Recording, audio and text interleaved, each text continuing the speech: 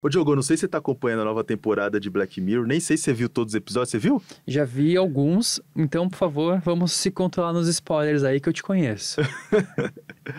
Mas pra evitar os spoilers, me diz aí, qual que é o seu episódio favorito das outras Eu temporadas? tenho um que é favoritaço, de longe, que é aquele especial de Natal. Eu não lembro o nome agora. Que é o da cabana. Você lembra? Não lembro como que era. Que é dois personagens conversando numa cabana. E Você aí... tá descrevendo Black Mirror ou Brokeback Mountain? Não, cara, Black Mirror. Tá. É dois conversando na montanha, ele contando as histórias da vida dele e tal. E aí, quando você chega no final, você descobre que tudo é uma simulação. E aí, na verdade, ele tá sendo punido por um erro e é como se fosse o castigo dele tá naquele espaço. Era algo assim.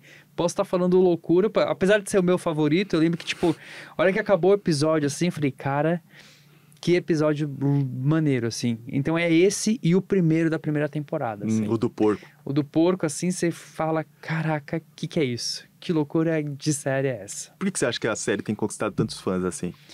Eu acho que tem vários fatores. Primeiro, ela é bem produzida do ponto de vista audiovisual, os roteiros invariavelmente são bons, traz aspectos tecnológicos da gente pensar e vislumbrar possibilidades, mas acho que ela toca num ponto muito específico, assim, que são possibilidades de coisas que realmente podem acontecer. Não é aquela coisa muito... Não, tem episódio que é meio doido, né? Tipo, tem um do lobisomem, né? Que você fala, caraca.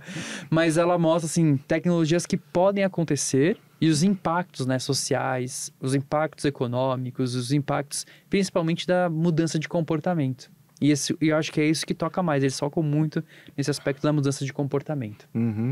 Cara, a série é de 2011, ou seja, a gente está na 7ª temporada, mas muita água passou debaixo dessa ponte. Eu tenho a impressão de que os episódios antigos me davam a sensação de olhar para o futuro e ficar com receio dele.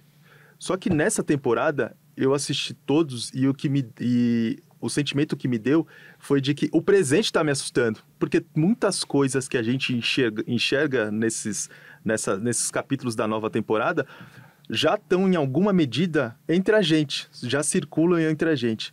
Eu lembro que em 2018, faz tempo, hein?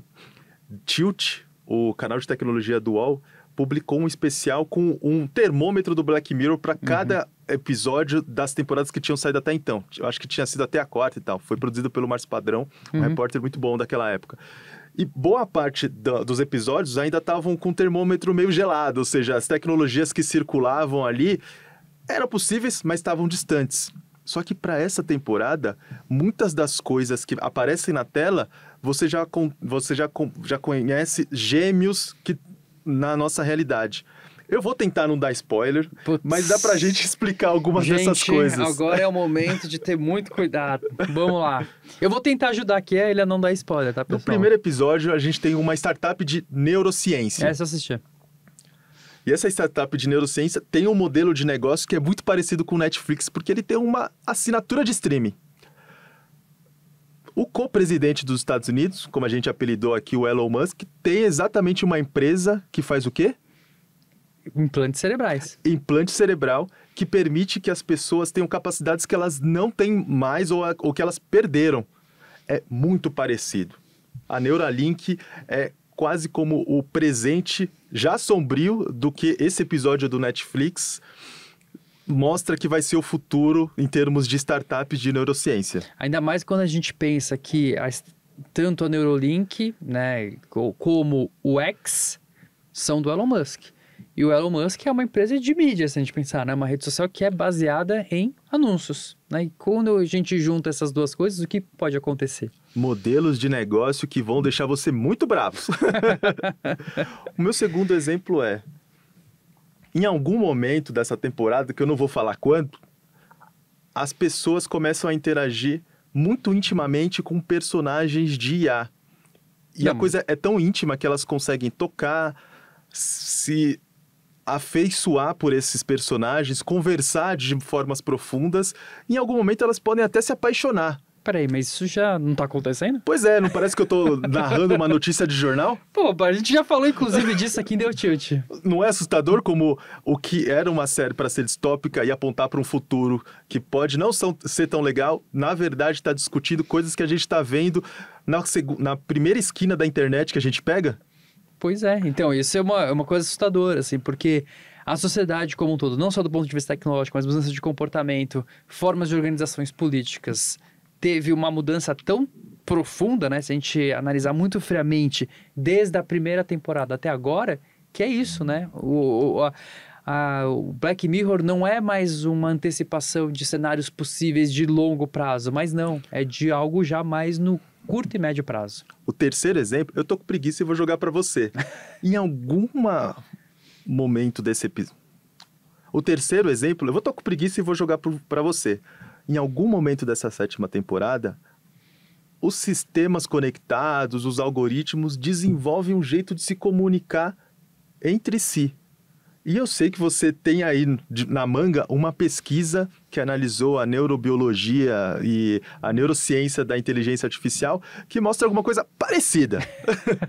Sim, acho que você está falando do estudo da Anthropic, certo? Esse. Então, a Anthropic, né, é a dona do chatbot da inteligência artificial Claude, eles vêm investigando muito entender melhor os modelos, porque esses modelos de linguagem, ou aqui, como a gente chama nos linguajões, eles são complexos. A gente sabe como ele foi treinado, a gente sabe mais ou menos como ele funciona, mas a gente não consegue entender exatamente o trabalho interno. Quando ele vai te dar uma resposta, como que ele funciona ali?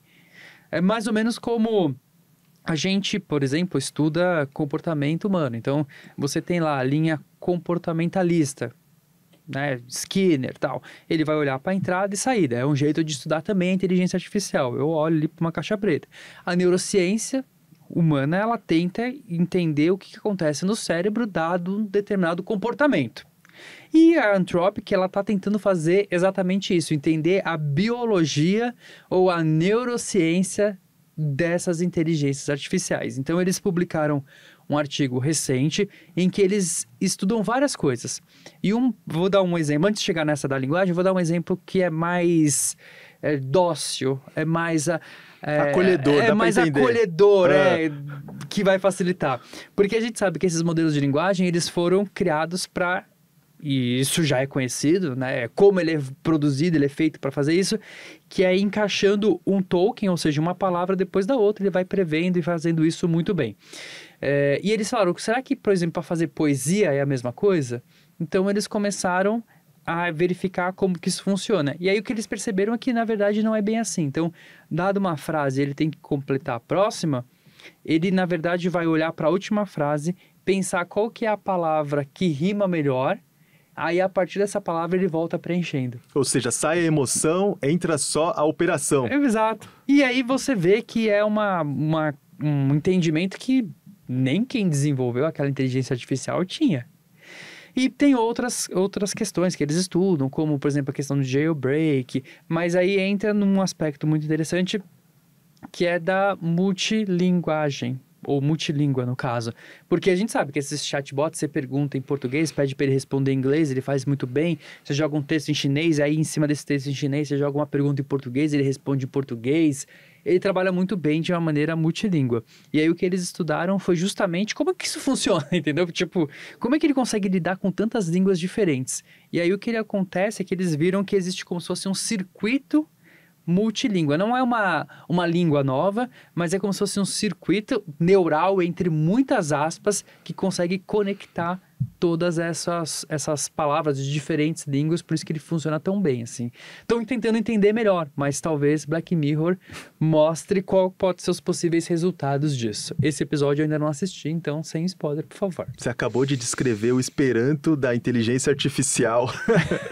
Mas, exatamente, cada vez mais Black Mirror está virando um espelho do que a gente vem vendo na internet. E aquilo que a gente olhava para Black Mirror e falava, nossa, isso daqui pode acontecer, e pode acontecer, sei lá, daqui 20 anos, agora a gente olha para Black Mirror e fala, putz, isso pode acontecer daqui 2 anos, 3 anos, 5 Bom anos. documentário. Qual?